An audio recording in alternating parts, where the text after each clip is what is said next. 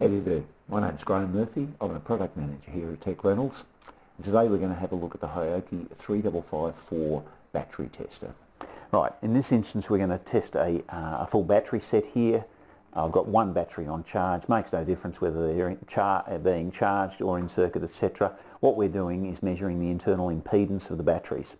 Now, when you measure the internal impedance, we've got to determine a failure level. Now, what we've done is the fact that I've logged into the internet, I've looked up this particular battery type on the internet, and I found a document from Panasonic. The document from Panasonic indicates that the fully charged new battery should have an internal resistance of 11 milliohms, and cut-off voltage for the operation is 10.5 volts.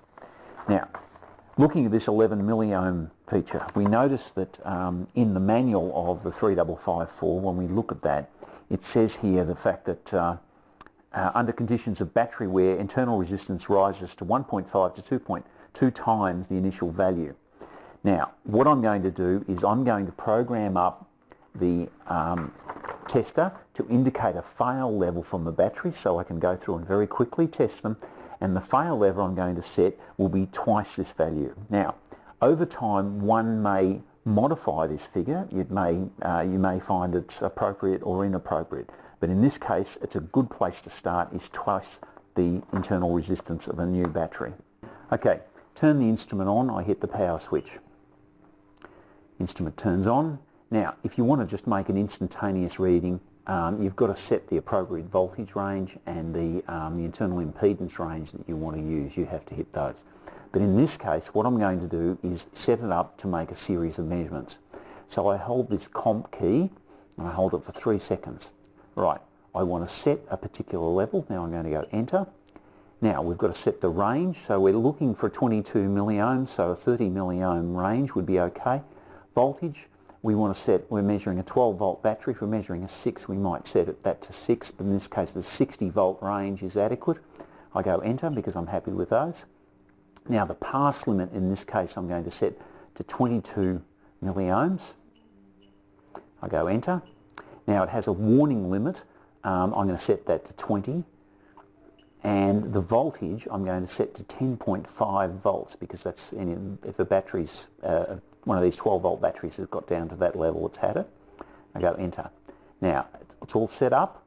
Now what I've got it set to is hold memo is set on, and we'll just go through the test procedure now. We happen to have some readings from a thing we've done previously, so if I hit the read button we could scroll through and see those, but if we press the clear, we can clear all by going enter. That means we've removed all the previous measurements, right? There's no data in there. Now, so we've got the thing programmed up and ready to go. Now what we do is just simply put the probes on, and that says pass, okay, and it will pop to hold. So I push the memo key, that's stored. Next one, pass. Oops, hang on a sec, I didn't hold it long enough. Pass goes automatically to hold, thank you. Hit the memo key. Next one. Oops, hang on, I didn't put that on properly. There we go, faulty. Memo key. Next one. Another faulty, just hold memo key. Now, we've stored all the readings. We can go back by hitting the read function. We can scroll through, see what the readings were. We can download these results and we can compare them.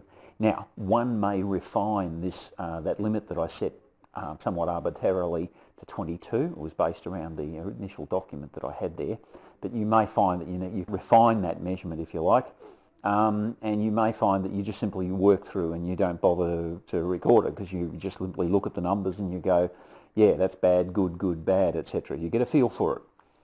Very easy to use instrument, very quick to check your batteries. You've got a whole pile of batteries to test. Very fast, easy instrument to use. Hope you found this information useful. If you have any questions, please leave them in the comments field, And if you wish to, you could subscribe to our channel, and if you have a look in the description, there's a few other links there that might be useful to you. Thank you very much.